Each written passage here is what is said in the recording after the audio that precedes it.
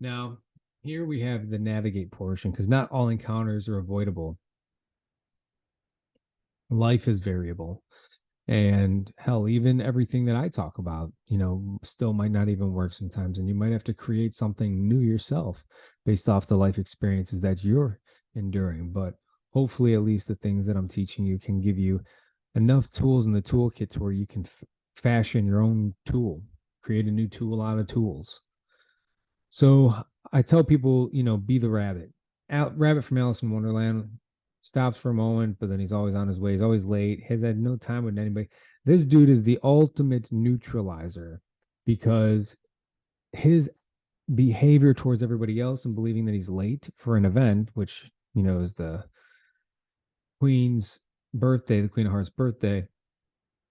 But this dude's just like stiff arming people left and right this entire movie. He doesn't care if you're a little lost girl in a strange, wondrous land looking just for answers so you can get back home. He doesn't give a crap. He's going to stiff arm you and neutralize you and get moving on right to his next big thing. And so that's what I tell people is that be the rabbit. He's not rude at all. He's not rude by any means. He's actually, you kind of like feel for the guy the whole time and you're stressed out for him. But so by having a similar behavior yourself, being the rabbit from Alice in Wonderland, you're not being rude, you're not being a jerk, but you are stiff arming the crap out of everybody and anything trying to possibly stop you. You don't even care. You're not even taking it personally offensive that people are trying to get you to do whatever, drink tea, whatever they do to them. But my point is that if somebody's trying to stop you and you have a bad feeling about it and you want to navigate through that encounter, you just stiff arm them like the rabbit from Alice in Wonderland. I gotta go. I'm late. I'm not stopping. And the trick here is that you got to believe you're late. So you need to really truly think of a time you were late for something and then believe you're late. So you actually start to increase a little bit of adrenaline and change that energy frequency just a little bit. Because when you start to think that you are late, then you will act and walk like you are late and you will start to emit the energy frequency all in total harmony with itself. So nobody takes it as being aggressive or belligerent or strange or suspicious. You're just boom, focus. So get away from me. The next thing, whenever we're navigating or whenever we're going to navigate, the waters of this encounter, we need to recognize that the way that we stand and use our body and the way that we speak matters. You need to be the chimpanzee, like the Discovery Channel experiment, which I'll show you here in just a moment. So, physical stance, shoulders back and your chin up. Can't have your chin on the ground, chin up. And this does a lot for our hormonal system, like in what we put out. So stand up with your chin up. Our body always wants to clench down and together and make itself small when we're nervous because that is the primitive part of the brain, the sympathetic nervous system, telling us to get small, keep the arteries and the organs safe. So this is a prime example of whenever you're stressed out or in a highly anxious situation or environment, you find to see if you got tense up and you're hunched over, right? Because that's your sympathetic nervous system. People who are nervous and anxious don't lounge back and hang out with their legs open and talk with slow mannerisms and gestures and use their voice in a deep and commanding context. Everything is in complete harmony. I like to talk about George Clooney and Oprah Winfrey when it comes to this and how the things that they say and the motions they make all have purpose, harmonic purpose. This is what we mean by be chimpanzee.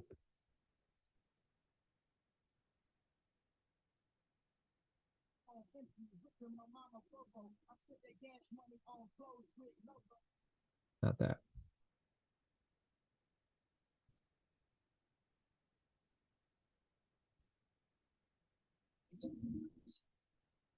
See if anyone obeys his orders. Get out of my box. Get out of my box. Get out of my box. Get out of my box.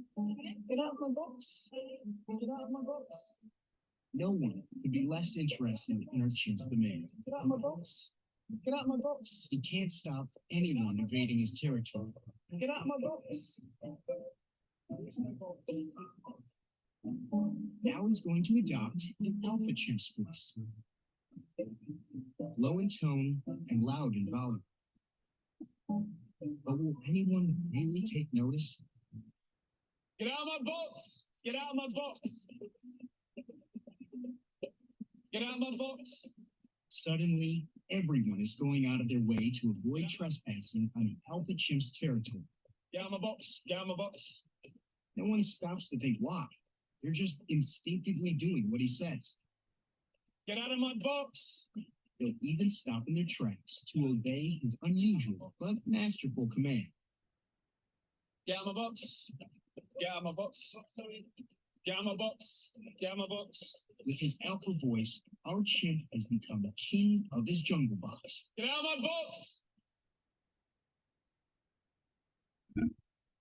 All right, so pretty interesting experiment talking about body language and using your voice properly, right? I don't know if he would have been that successful if he was in Compton yelling at people like that, but who knows? Maybe he will be. All right.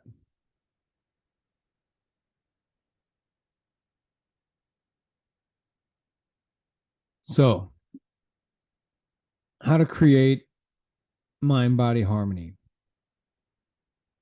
by believing and behaving in harmony with one another, or in alignment, I should say, then you'll be in harmony. You must believe and you must behave. You must think to yourself and you must trick your limbic system into producing the chemicals associated with the event that you are imagining. In this case, it's being late, being the rabbit. Or if you are confident enough to just handle yourself, then just handle yourself. But if you're somebody who starts to find that you're getting overwhelmed with a little bit of anxiety in a fearful context, like a victimizing fearful context, then reshift your focus and think differently to where you're thinking about being late for an evening or a meeting or whatever it is, getting home even. It could be any single thing. You just give your brain a reason. Just like in that video, he said, get out of my box. He didn't even explain what was happening with the box, but when he started projecting it correctly, talking to people correctly, people jumped out of the box. Same thing goes for your mind also. Be the rabbit, be late, walk late, talk late. Don't put up with anybody's time. That's how you navigate that situation right there. Anything more than that, now we're getting into the make it be known phase. So, just a quick summary on neutralizing and navigating.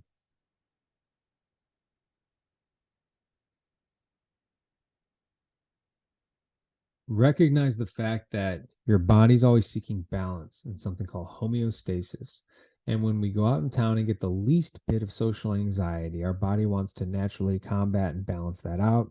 And so, therefore, the most easiest and most hardwired way in our brain, especially nowadays, after all these years of doing it, is most certainly and definitely to pull out our cell phone. By pulling out our cell phone, it distracts our attention away from the world around us. It limits our engagement with other human beings, which therefore subsequently negatively impacts the neurochemical release within the body that is supposed to be getting built up and developed and associated with interaction with other human beings. Instead, it is left void and filled instead with peptides associated with isolation and agitation and neurotic behavior, all due to the false sense of perceived, safety, because we're balancing out that anxiety in our body. Our body then believes that it's safe when the reality is we're actually pulling our attention and focus further away from that. So nothing can be further from the truth. And further isolating us actually even makes it more likely that we will be victimized because we're a bunch of individuals walking around in the same area as opposed to a group or a society that is woven into one another with a moral spoken constitution of a morally unspoken constitution of safety and security that we're supposed to be providing for one another. And if most people are good, like the vast majority of people are good, well, then we've got to start coming together and pulling our faces out of our cell phones and recognizing that it is a neurological deficit. I say that creatively. It's creating a deficit in our awareness, and it's making us less whole as humans simply just by not looking at and engaging with one another as we go about our day. You think about it, it's pretty ridiculous. One of the most profound things I've ever seen in my life was when I was in Lower Wacker Drive one year, and there was this homeless dude. And I remember I just sat down with him a little bit, and I noticed how nobody looked at him. Like nobody looked at him at all. And then as I matured and went over into Dublin, where I spent a little bit of time panhandling on the street, I gave all my money to Gavin, no worries.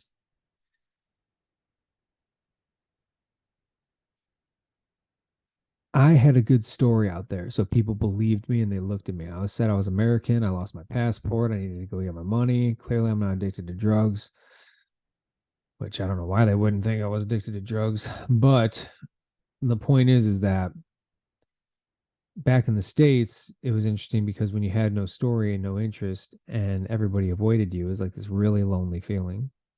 And even over in Ireland, it was an interesting feeling how many people noticed me. Like everybody noticed me. I was like the American kid who clearly had to have lost his passport because he got robbed.